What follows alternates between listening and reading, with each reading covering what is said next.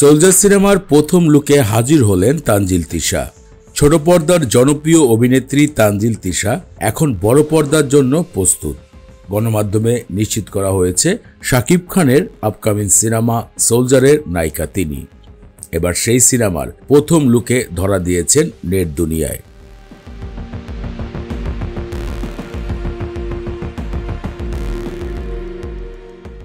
তানজিল তিশাকে দেখা যাচ্ছে হাতা ছাড়া শর্ট টি শার্ট পরেছেন সাদা রঙের এবং প্যান্ট পরেছেন ব্রাউন কালারের। কোমরে দিয়েছেন লেদারের একটি বেল্ট।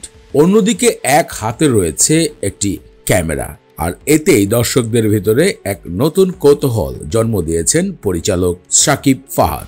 সাম্প্রতিক নতুন রূপে হাজির হওয়ার বিষয়টি নিয়ে তানজিল তিশার ভক্তরা সোশ্যাল মিডিয়া গরম করে তুলেছে।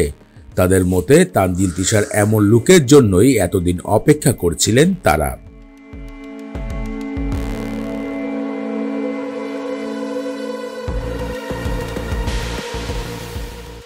সোলজার সিনেমায় প্রথমবারের মতন বড় পর্দায় শাকিব খানের সাথে আগমন ঘটছে বাংলাদেশের জনপ্রিয় ছোট পর্দার অভিনেত্রী তানজিল তিশার।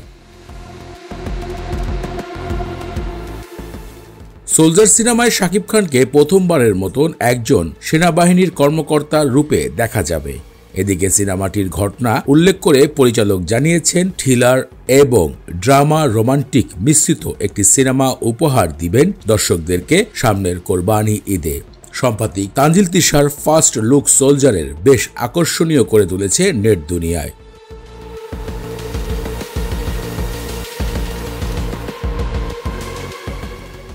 আপনার কাছে প্রথম তানজিল তিশার এই সোলজারের লুকিংটি কেমন লেগেছে? মতামতটি ভিডিওর কমেন্ট বক্সে দিতে ভুলবেন না।